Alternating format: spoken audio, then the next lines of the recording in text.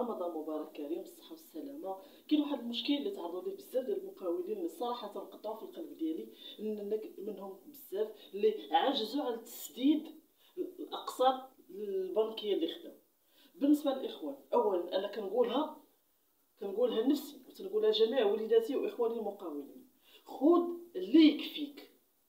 قداتك 100,000 درهم قول بسم الله، لاش واخد 200 و 3000 و 4000 و 5000 درهم.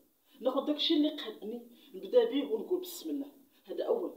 ثانيا، بالنسبه للناس اللي لقاو عجز تام اللي ما وقفوا تماما على تسديد الاقساط، كاين واحد الاجراء قانوني غادي تمشي للمحكمه، غادي تدي ما يثبت ان بالفعل ان لاكتيفيتي وقفات بصفه نهائيه.